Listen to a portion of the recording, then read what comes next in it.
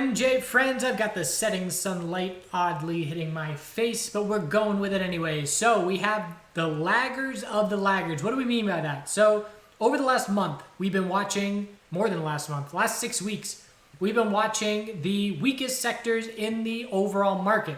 We hit the COVID bottom. The bounce was led by the tech sector. We then saw the tech sector start to even out a little bit, not even out, but slow down its bull move.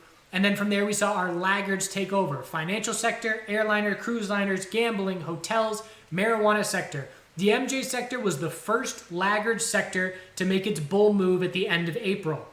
Since then, in the last 2 weeks, we have seen the financial sector, cruises, airliners explode. Huge laggard bull move. We were approaching the sector in this way. We were saying, if the S&P 500 pulls back and tops out on the COVID bounce, these sectors are weakly positioned and they will test their lows before everybody else. If the S&P 500 holds its strength, we're going to look for these names to be laggards. The MJ sector was the same thing. The last 2 weeks, all of those sectors were extremely strong. MJ sector didn't do much. And that was because of the bearish reaction to CGC earnings and the weak bounce attempt over all of last week. So it was the same thing. If the S&P 500 stays strong, all right, let's try it again. If the S&P 500 pulls back and consolidates from here, the MJ sector is not positioned well. CGC is a daily bear flag that would likely confirm, and it's not positioned well for market consolidation. If the market stays strong, let's see if we see profits from other laggard sectors come into the MJ space. And in this instance, today, obviously, huge day for MJ. It was still a huge day for airliners and cruise liners as well, but massive dollar volume led by APHA and Cron. Why are APHA and Cron leading? Look at the daily time frame. As soon as you break 717 on Cron, also look at the volume. That volume is massive. We're talking 100 plus million shares traded, 130. So $130 million. So when you break 717, where is our next resistance level? 768. That's tons of space. Bulls can easily move. APHA. Break resistance of 462. Where is our next resistance? 485. It's a ways away. CGC. Break resistance. Where's our next resistance? It's right there. We have a lot of previous price levels to work through on CGC, which is why APHA and Cron were the leaders of the move today, and CGC was a laggard. It just didn't keep up as strong. CGC up 9% at the end of the day, Cron up 22, APHA up 13, and even ACB was up 13. So yes, they're all correlated. Yes, they're all doing similar things, but the names with less previous price resistance are going to move easier. They are not as contained. CGC, we've got high of today. Even after hours right now, I'm seeing Cron and APHA slightly up. APHA is over the high of the day after hours, and CGC is pretty much where we closed. So CGC has to see a break of 1815 and 1839. Then we're in an area with a lack of resistance. Between 1839 and 1984, there's not much previous price resistance. Bulls can move more easily from there. We had a scenario where CGC gave us some clues. First thing, what stands out in the first 30 minutes of trading on CGC? And hopefully if you've been watching these videos, you know the increasing 5-minute bull volume. This is not a normal pattern. The normal pattern is the highest volume in the first 5-10 minutes of the day and then declining volume for the first half hour of trading. When you start increasing bull volume, it stands out as not a normal pattern, and depending on which direction it's occurring in, you can get information from that, and obviously it was bulls in this instance. So bulls responding very well. So hourly higher lows set into the end of the day. That's going to be our key first support level. Bulls want to break high of yesterday first thing tomorrow. If they do, that will be our most important support, 1767 on CGC, and the CGC bulls want to see a gap up or want to see a bull move to get into the gap fill. We're watching SPY. This is, if you've been watching this channel, you know that we are all over hype and FOMO markets, hype and FOMO sectors. This is an entire market in hype and FOMO mode, and I've never seen anything like it. So we're just a bit cautious. We know we're due for daily consolidation. That doesn't mean we're going to fight these bulls, but it means we're going to protect our profits, because the last thing we want to be doing is holding a bag when the market pulls back 5-10% from its COVID bounce high. That will happen, but there's no sign of it happening right now as our sectors keep remaining strong, and I talk about that in the broader market video that I just recorded. So Cron, huge dollar volume.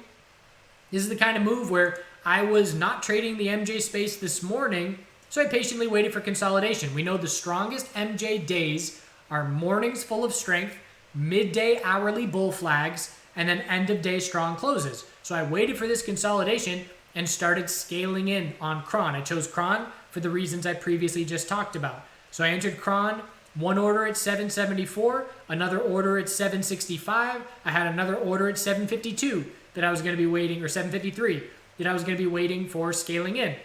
2 of my orders filled, and I exited one of them into this strength, knowing we needed a 5-minute higher low, and that dropped my break even to 769. I sold one position. Let's try that again. Either way, I was scaling in and out. I am swinging a position right now. It's a smaller position to remain a bit conservative. And my average on that position is roughly 765 or so because of a couple little flips I did. So I'm very comfortable because 763 is our hourly higher low. We're looking for a gap up open. And we'll see if these bulls can keep this dollar volume up and keep this breakout going. We know there's a lack of daily resistance. We can be watching our monthly lower highs if we want to be watching bigger picture. $9 is key on Cron. Anything under that is a monthly lower high. If we reject without breaking that resistance, we'll be looking for a monthly inverse head and shoulders. If we break that resistance, bulls will be happy. APHA, daily higher low set at 433. Hourly higher low at the end of the day is 483. And the next resistance level, as we're seeing the setup for a gap up open, is already shaping up. We'll see how the market trades overnight, but if we get that gap up open, we're going to be looking at 517, 521 is a little gap fill, and then $6. So it's just a game of musical chairs. Hype and FOMO and airliners. Oh, market's still strong. There's no fear. Great. Hype and FOMO and cruise liners. Hype and FOMO in marijuana sector. I mean, you look at some of these names that I pointed out in the broader market video, but Nikola, electric trucks, up over 100% today. CHK, a natural gas company, up 182% today. It's an insane market. Protect your profits. ACB, resistance is 1689 from here. Previous price resistance, just like CGC. So a different standing point for Cron and APHA, ACB and CGC. TLRY is a potential weekly bull flag. Resistance after 1068 is 1137 and 1160. Hourly, no clear higher low established today. Bulls are hoping it's a weekly bull flag, but again, the broader market is going to have to keep this strength up if the bulls are going to have a chance to confirm this weekly bull flag and see this move continue. VFF, also follow through today. New daily higher low support is 597. Resistance after 704 is going to be 709 and then 795. Hourly higher low at the end of the day, 666. And what stands out is bear volume. Look at this 5-minute consolidation at the end of the day or mid-afternoon. Increasing bear volume. You compare that to Cron. Cron, no bear volume notable. Yeah, it ticked up a little bit, but it's still right around average. Increasing bull volume, above average, standing out. Definitely some bear volume, but nothing extremely notable. You look at VFF, that bear volume is much more notable to me, and we didn't close as strong because of that. Hexo stood out at the end of last week, holding strong while other MJ names were not. It got its bull break. High, low, lower high, higher low, lower high, higher low, bull break to end last week. And again, lack of previous price resistance, bulls fly. 123 and 127 resistance from here, followed by 153 after that. Hourly higher low is 103, and it does look like this sector is shaping up to try for a gap up open into tomorrow. OGI, bull break over 198. Daily higher lows remaining intact. 216 is resistance from here. And again, if you want to be looking bigger picture, look at monthly time frames. Hexo and OGI are just looking for monthly lower highs, and we're nowhere near changing the monthly trend. But there is opportunity in the short term. VLNS, daily equilibrium, bull break over 274 and 283. We're now looking at $3, 306, and 343. Hourly higher low of support established at 281. USMJ, not as strong today. My opinion is because we are looking at big money jumping in on hype and FOMO on NASDAQ, NYSE exchanges. Way easier for big money to make money there than it is on the OTC with a lack of liquidity and poor bid-ask spreads. Bearish reversal candle on the daily. The first thing I want to know, is it still in an hourly uptrend? The answer is yes. The bear volume is standing out, but we are still forming hourly higher lows. Resistance is 98.61 and 100.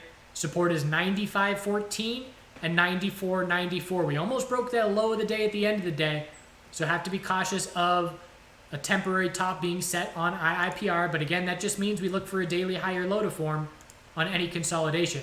CURLF, high, low, lower high, double bottom, anything under 649, just a lower high. It is the Canadian MJ's market time to shine right now. So we'll see if those profits then trickle into USMJ after the fact, but not at the moment. They're still holding on. Daily higher lows are all we care about for now. GTBIF, again, getting a little toppy, unable to break the high of Friday. Key support 982 needs to hold for the bulls to keep their control. TCNNF, low of support 1208, higher low 1212. And if we can get a bull break of 1358, we'll have a new daily higher low at 1284. So again, range bound. No huge volume. Nothing really standing out. Bulls are keeping their control. So the setup is there that, again, if profits come into the USMJ, bulls are holding on to potentially have a good setup for if that happens. But as of right now, it's not happening at the moment. CRLBF, this was a scenario where we had a daily bearish possibility and a weekly bullish possibility. Head and shoulders was possible on the daily, and a weekly bull flag was possible on the weekly. And right now, with today's start to the week, the weekly bull flag is the more likely scenario. 426 support holding, and the bulls want to break 520. After 520, we look up to 565. Again, bulls are keeping daily higher lows in USMJ. It's just not the flashy huge gains and huge volume that we're seeing in Canadian MJ. So it all depends on the S&P 500. We will be looking at the USMJ space to see laggard dollar volume come into it for another leg up if the broader market keeps its strength and if we keep seeing this very well orchestrated game of musical chairs where money's going from sector to sector and we are not seeing all of our sectors drop at the same time. Hope you had a good day. Congrats to the bulls. Protect those profits. Hourly uptrend, most important for Canadian MJ. Daily higher lows, most important for US MJ. And we'll see if we can get some gap up opens, which is looking like the most likely scenario here after hours. Let's see if the broader market and futures traders can keep the bulls in control. See you soon.